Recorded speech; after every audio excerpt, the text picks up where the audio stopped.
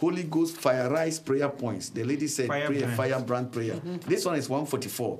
By the blood of Jesus, I electrify my body. Amen. And I made it too hot for any demon to touch me when I'm asleep in the name of Jesus. Amen. I command the power of occult, witchcraft spirit, familiar spirit, generational curses, and witchcraft doctors over my life to be broken in the mighty name of Jesus. I lose myself from every evil influence, satanic chains, demonic covering, ancestral veil that has been placed upon me through my dreams. Receive fire. Fire. Oh, yes. Get the book. Are you listening to me? If you give us £5 or more, we give you one. But if you give us £10 or more, I instructed my office to give you three of the books. This one is demonic dreams. This one is spiritual arm robbers. This one is dealing with your background. This one is witchcraft manipulation. I have so many. Let me get this one here. This one is Understanding Deliverance. It's one of the most powerful books you ever read. Silencing the voice of evil sacrifice. Releasing yourself from ancestral strongman. Freedom from foundation, which is evil. And Destroying the Destiny Destroyer. One of the best books you ever read. And Going Back to Your Original. Releasing Yourself from Family Bondage is very powerful book. Manifestation of Curses, very, very powerful book. And I have this one here. Don't Give Up Your Inheritance, very, very powerful book. Please call the office number. Overpowering Evil Occurrence and Adversary. Hallelujah. When I finish the dream, I'm going to talk about this one. And you will see something. And this one is Coming Out of Prison. One of my Facebook is powerful. Papa Chiburu came and used it for conference. It was powerful. Lose Yourself. This is the one that I was talking about last week. 2 weeks and last week. And then you lose yourself, poverty and all those things. You can get it. Eliminating Satanic Obstruction. And Deliverance from Evil Occurrence. This one is Evil Patterns. And Satanic Embargo. Many more. What's the name? The all test is finished. They are printing it again. And there's another one again. Spoken word. The power of spoken word is finished. They are printing it again. And please, I'm coming to Germany this Thursday week. If you're in Germany, write this number down, 0049. Write it and take some from it. 911-6105-755. When I come this week, I'll give it to my friend, the operator, to put it on the screen so that people will write it. 0049-911-6105-755. I'm coming to Germany. I'll be there next week, Thursday. Thursday coming week. We're having a powerful 3 days conference. Friday, Saturday, Sunday, and Monday, I'm here. Hallelujah. And from Nuremberg, I'll be going to Bremen. And in June, hallelujah. In June, first week of June, I'll be going to Bremen. So when I come next week, I'll bring you all the telephone numbers. And July, I'll be going to Saarbrücken. Saarbrücken. From the 1st of July from to the 1st of July to the 4th, I'll bring you all the numbers for Saarbrücken number. And I tell you, and in August, I'll be going to Spain. In August, there's a man of God, a very powerful Pastor David. He's there, and we're going to pray. Hallelujah. Now, this Saturday, we are having a powerful conference here for women. Yes. If you're a man, you can come, but it's a women conference. Because I received my first deliverance on a women conference. When we were coming, I was telling you, hallelujah. Pastor Gladys is there, Pastor Bola is there, Pastor Grace is there, all my pastors' wives, Pastor Tony's wife, which is Pastor Sheila, Pastor Francisca, Pastor Peter's wife, which is Mrs. Peter. I don't know her name, but all I call her is Pastor Peter's wife. That's all. and it is going to be powerful. Hallelujah. So please, Pastor Bola has organized everything, and she's going to. Can operator please put it on Pastor Bola for me? What time do you expect people to come, please? We expect people to arrive at 10 o'clock. 10 o'clock. Operator, please put it on my sister for me. Morning, we're going to start with serious prayers. Serious prayers. Aggressive prayers. That's from 10 o'clock in the morning. From 10 o'clock in the morning. Yes, please. And we're going to have time also for one-to-one sessions in which we listen to your issues. Yes, sir. And we do everything possible to make sure we address it.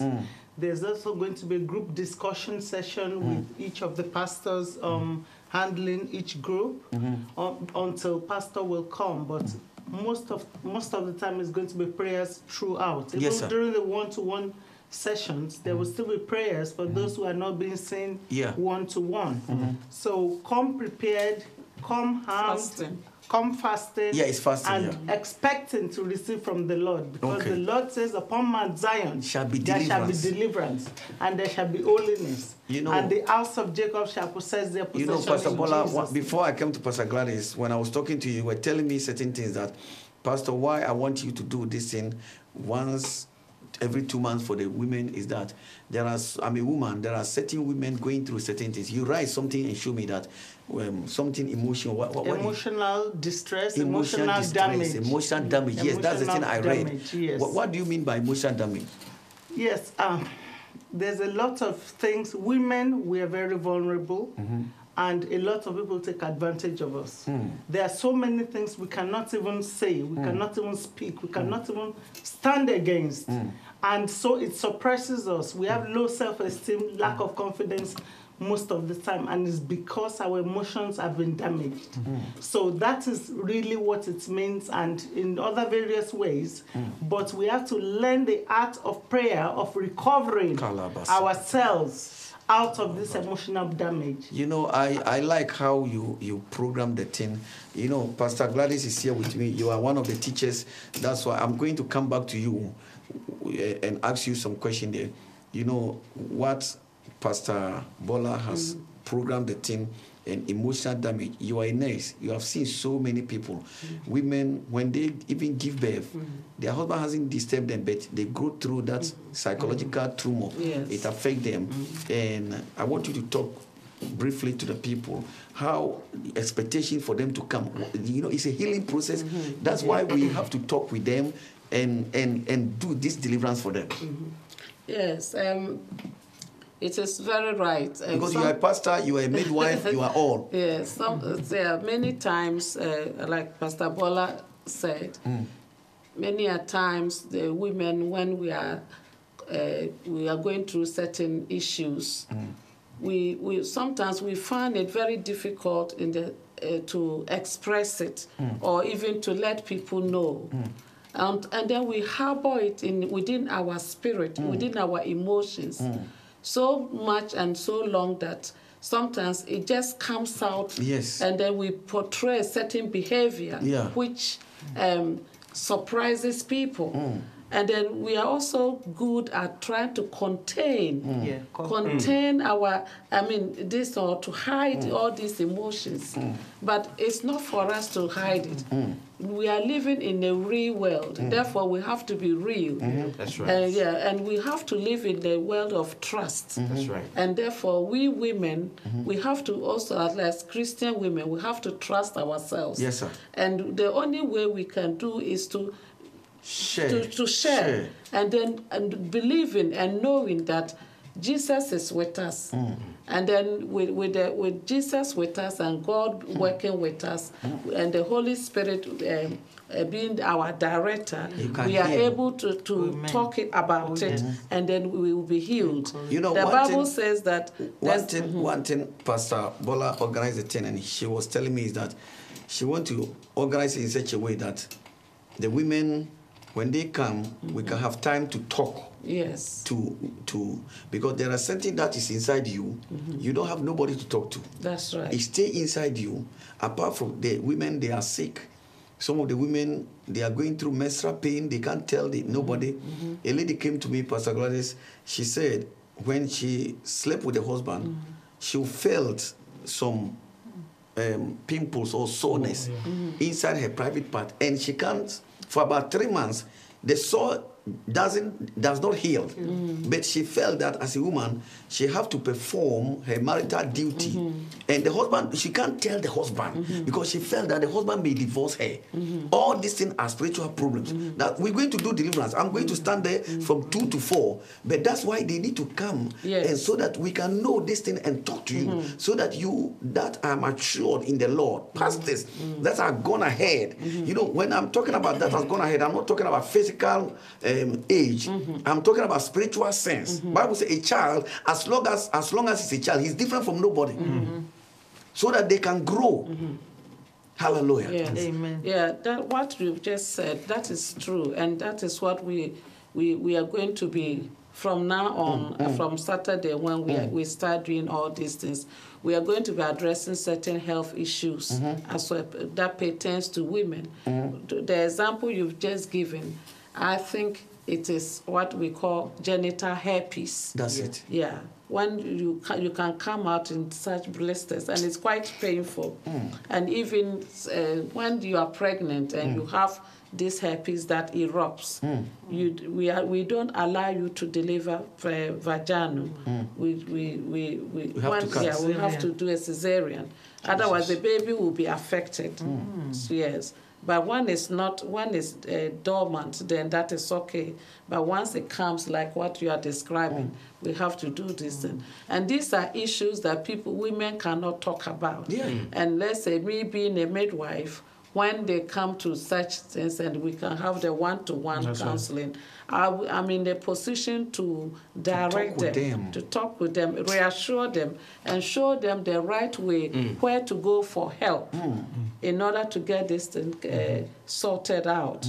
And also to reassure her by telling her that you need to talk to your husband. So both of you can go to a clinic, sexually transmitted disease clinic, a clinic to get sorted out. It's not shameful.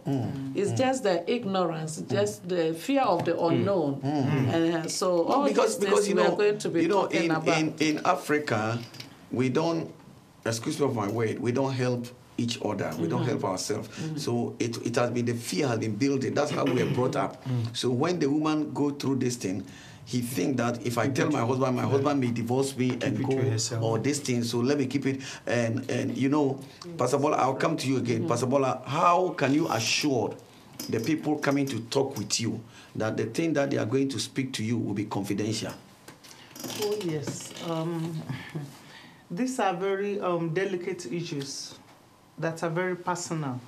And we are a church that we understand what it means to keep your secrets, to make it very personal. So, and we will also follow confidentiality policies, which I know the church we're preparing now. Yes, sir. And because of that, we have to really make sure your issues are confidential. When you come for deliverance, we normally have a form. That form is kept only with the pastor. Yes, sir.